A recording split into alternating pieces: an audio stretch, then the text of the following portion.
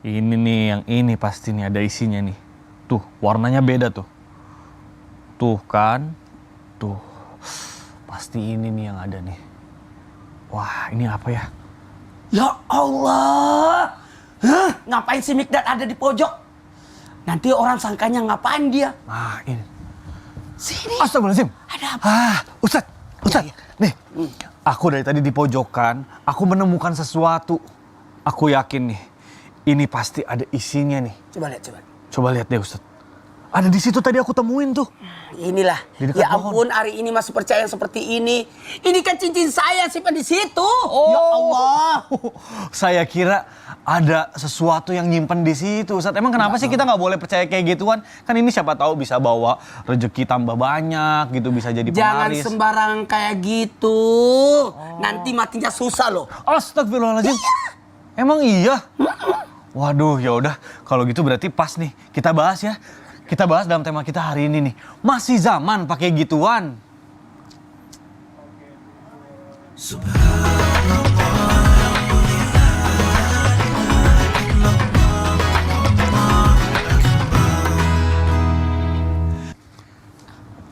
Assalamualaikum warahmatullahi wabarakatuh. Waalaikumsalam warahmatullahi wabarakatuh. Jamaah. Iye. Oh, jamaah. Iye. Alhamdulillah jamaah, Masya Allah bertemu lagi bersama saya Mikdad Adausi, tentunya di Islam itu Indah. Nah seperti biasa di pagi hari ini kita akan belajar bersama-sama tentunya dengan guru-guru kita. Nah tapi sebelum kita masuk ke pembahasan, saya mau ajak dulu jamaah untuk nonton dulu tayangan berikut ini. Silakan. Wah, Masya Allah, kita lihat tadi di tayangan pertama ada wanita yang sosoknya luar biasa, bener nggak Ustaz Syam tadi? Masya Allah, Guru-guru. Jadi di masa Nabi pun ada riwayat beberapa wanita yang berkarir gitu ya. Iya. Selama itu tidak menghalanginya dengan kewajibannya sebagai seorang putri atau seorang istri atau seorang ibu. Dan dia keluar rumah pun mendapat ridho izin daripada suaminya. Maka itu adalah sesuatu yang insya Allah menjadi keberkahan juga buat dia selama dia mampu menjaga dirinya dari fitnah juga gitu. Walaupun mungkin kelihatannya ini pekerjaan laki-laki nih. Iya, luar biasa, hebat banget ya. Ternyata itu membantu Hebat. suaminya juga. Jadi kita tuh nggak bisa meremehkan seorang perempuan. Betul. Ya, Masya Allah. Masya Allah. Baik jamaah, nih kita masih punya tayangan yang menarik. Nah kita saksikan dulu tayangan yang kedua berikut ini yuk, silahkan. Astagfirullahaladzim, ngeri banget Jadi ya. sesuatu ya kita tidak boleh menyepelekan sesuatu. Betul, karena betul. bisa jadi musibah itu bisa datang karena akibat perbuatan kita Betul, sendiri. betul. Karena sebenarnya peringatan-peringatan itu untuk pelajaran besar buat kita. Nah, kalau seperti ini, adanya musibah seperti ini yang tanpa diduga-duga, maka ketika itu menimpa pada diri kita, sebaiknya kita jangan panik. Betul, Itu. betul. Yang harus kita lakukan adalah ketenangan dulu. Ketenangan. Tenang. Kemudian mempelajari bagaimana solusi untuk menyelesaikan masalah. Betul. Kemudian bermuhasabah diri. Disinilah ada tahapan. Makanya ada sabar, ada marah, sabar, ridha dan bersyukur. Dan endingnya kita harus kembalikan kepada Allah lewat kalimat innalillahi wa inna ilaihi rajiun. Jadi yang paling pertama yang harus kita lakukan adalah lebih baik tenang dulu. Betul. Tenang dulu, tenang. Seandainya panik semua PR. Iya. Dan untungnya alhamdulillah di penjelasan di endingnya tadi kan alhamdulillah semuanya bisa diselamatkan. Betul, alhamdulillah Daripada nih. kita nungguin harus jalan, mending meninggalkan karena Itu dia. berhentinya di tepat pada rel kereta api. Betul, dan banyak banget orang di dalam bis itu yang alhamdulillah selamat. Nah, Masya Allah. Kalau saya berada di lokasi di situasi seperti itu, waduh, Masih ikut ya tegang Allah. juga ya. Nah, tapi Sampai alhamdulillah. sekarang aku kalau nyetir terus paling takut Sama. aku. Betul. Paling takut Kereta lewat api itu memang Aduh, kita harus hati-hati masih ada banget. aja orang yang Kalau saya promosi. jangankan rel kereta api, kalau sudah ada lampu kuning, saya marahin, jangan jalan. Baik, nah Masya Allah. Guru-guru, kita kembali ke pembahasan kita Oh, iya. yang tadi itu. Ini Ustadz, ini aku cincin itu saya ini ya Nah, Allah. karena Karena tidak matching dengan baju saya, Jadi nggak dipakai. maka saya simpan dulu. soalnya aku kaget tadi nemuin di situ. Tapi ini tuh kembali sama pembahasan kita. Ada banyak orang tua atau misalnya orang-orang yang masih percaya bahwa benda atau barang atau sesuatu itu katanya bisa menjadi penglaris, bisa bawa kita jadi beruntung, bisa selamat juga. Nah, meskipun banyak juga sih yang udah tahu ini syirik, tapi masih dilakukan juga. Padahal ini dosa besar. Nah, tapi katanya di zaman sekarang bentuknya yang zaman dulu itu misal cincin, keris. Nah, sekarang juga udah semakin canggih nih. Nah, supaya jamaah lebih paham, kita sama-sama belajar. Mudah-mudahan pesulap merah nonton ya. Betul banget nih. Pas banget sama tema kita hari ini. Temanya adalah masih zaman pakai gituan. Gimana? Masih zaman pakai gituan. Masih zaman pakai gituan. Masya Allah. Gimana nih Ustaz? Saya terus terang, Ya. saya mau menyampaikan ini. Apa? Pasti banyak yang suka lagu ini ya, yang di Apa rumah. Kalau lagi hamil, bawa jimat ini. Nah. Bawa gunting, bawa barang. Itu jujur sih, mertuaku sama orang tuaku juga masih kayak gitu. Ya. Nah, makanya mungkin kita juga nggak bisa menyalahkan orang tua karena juga itu turun-temurun kan dari lagi hamil, keluarga bawa kita. gunting, bawa ini, bawa ini, bawa ini. Betul. Nah, makanya kita langsung tanyain sama Ustadz Ahmad Ridwan nih. Ustadz, Yang apa anaknya nih? 5 kan? Masya Allah. Mau 7, Ustaz. Iya, Masya udah Allah. mau 7. Luar biasa. Udah 6, perasaan kemarin ketemunya Iya, cepet 5. banget. Cepet banget ya. Kembar-kembar kan. Ustadz Afan izin bertanya, ini jadi gimana nih kalau misalnya sudah ada tradisi turun-temurun kepercayaan di keluarga gitu ya. Gimana kita sebagai anak nih menolak secara halus karena kita tahu misalnya itu dosa gitu ya. Atau misalnya memang itu mengandung syirik gitu ya supaya kita tuh bisa menjaga perasaan orang tua juga. Dan apa benar wanita hamil itu katanya berpotensi atau menjadi target sering digoda sama jin. Nah, ini mohon penjelasannya guru nih. Tafadhol. Izin Bang Mikdad, Iya. Maulana Syam. Bismillahirrahmanirrahim. Assalamualaikum warahmatullahi wabarakatuh. Waalaikumsalam warahmatullahi wabarakatuh. Alhamdulillah wassalatu wassalamu ala Rasulillah wa ala alihi wa ashabihi wa mawalah wa ba'd. Memang kalau kita bicara tentang warisan, setidaknya ada dua hal warisan yang bisa kita simpulkan. Yang pertama adalah warisan yang kita tahu secara ilmiah dan secara syariah itu diturun-temurunkan. Misalkan adalah warisan dalam menghafal Al-Quran dan warisan dalam menghafal hadis. Ilmu-ilmu dari para ulama. Sehingga kita dapat itu secara turun-temurun. Dari guru kita, dari guru-gurunya lagi sampai Rasul. Nah, tetapi ada warisan yang dimana Allah telah singgung dalam Al-Quran. Ya. Tatkala wa idza qila lahum ittabi'u ya ma anzalallahu qalu bal nattabi'u ma alfayna alaihi aba'ana.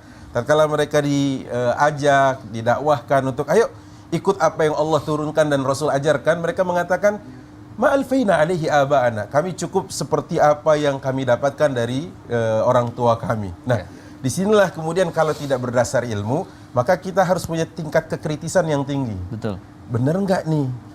Cocok nggak nih? Iya. Bertentangan nggak nih? Nah, seperti itu. Cuma memang sebagai anak kita tidak boleh langsung bersifat konfrontatif ya, artinya langsung ngegas begitu. Enggak, karena apa? Boleh jadi orang tua kita mendapatkan dari orang tuanya juga tanpa penjelasan ilmiah. Betul. Nah, sehingga kita yang sekarang zaman sudah lebih mudah, akses ilmu begitu gampang, guru-guru bisa didatangi majelisnya di sana sini, maka kita bisa dengan cara sebaik mungkin.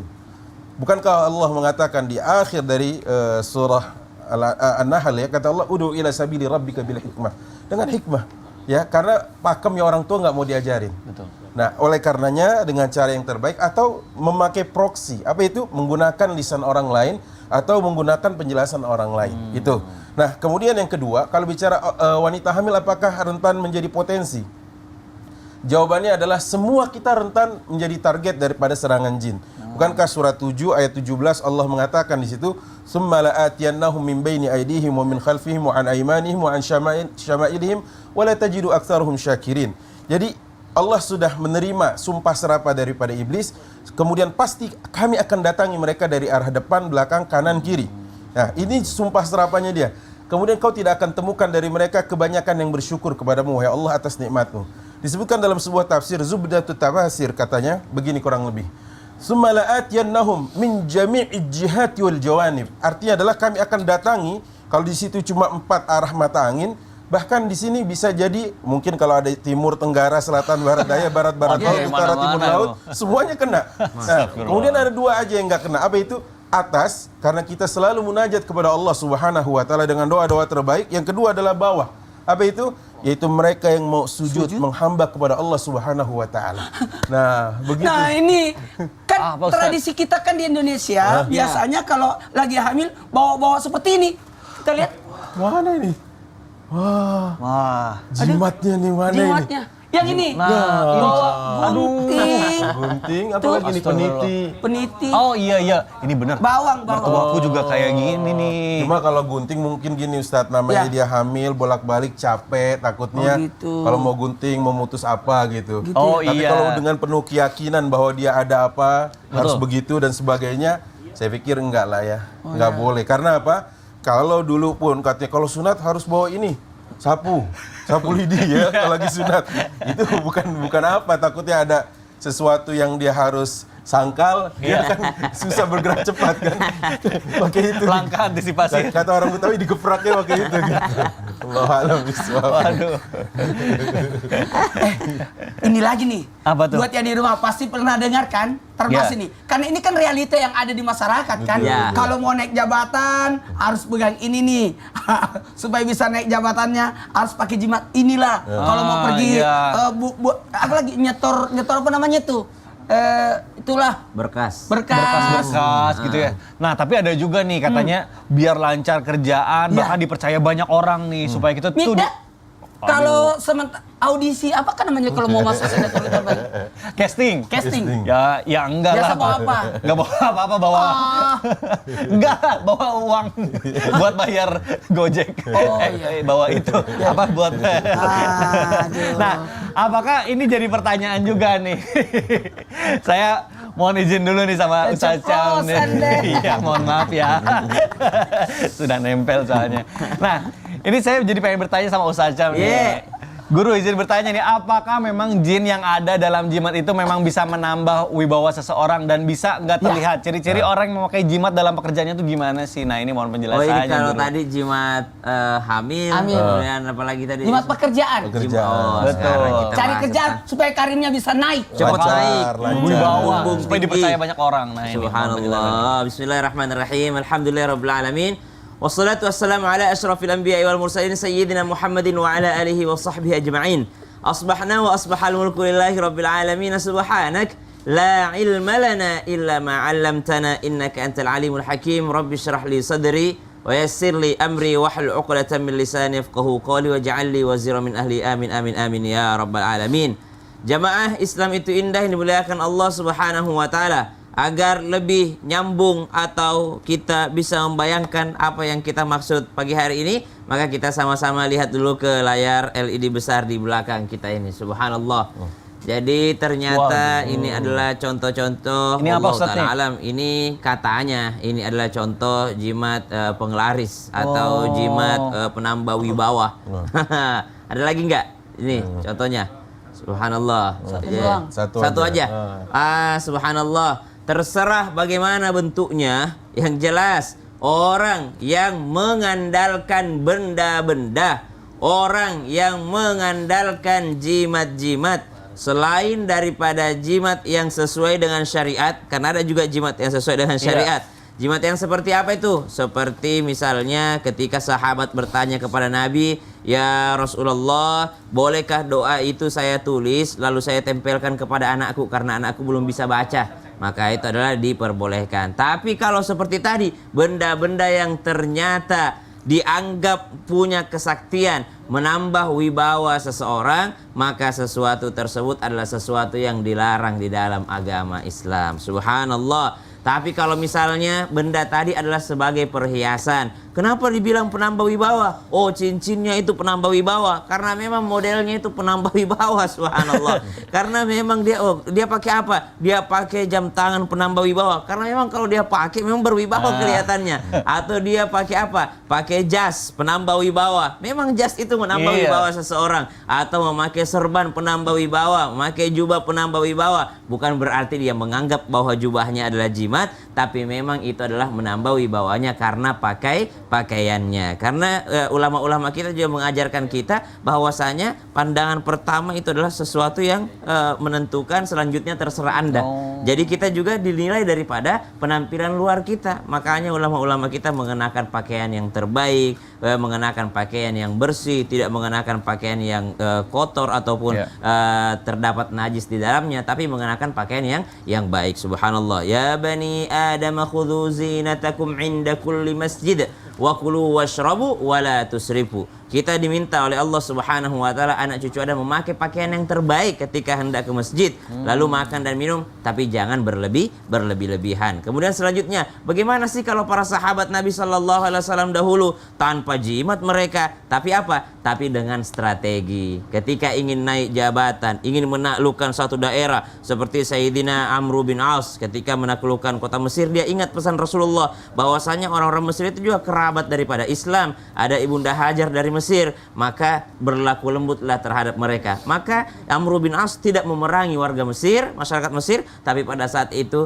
menggunakan kekuatan retorika bicaranya sehingga kelihatan berwibawa, sehingga masyarakat Mesir pun takluk terhadap Amr bin As radhiyallahu anhu warda. Jadi menambah wibawa itu bukan pakaian, bukan apa, tapi kecerdasan. Wallahu taala alam. Masya Allah. Nah, sekarang saya mau praktekin sesuatu nih. Ada lagi nih. Alhamdulillah. Gini ternyata.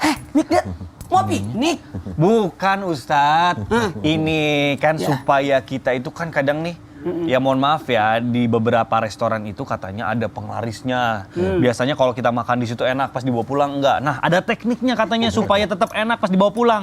Kita Gimana kita caranya, ambil gimana? nih, ini sendok garpunya pakai Sendok garpu, pakai tangan kiri dulu. pakai tangan kiri dulu. Dipindahin ke tangan kanan, baru katanya kita nanti ambil makanannya.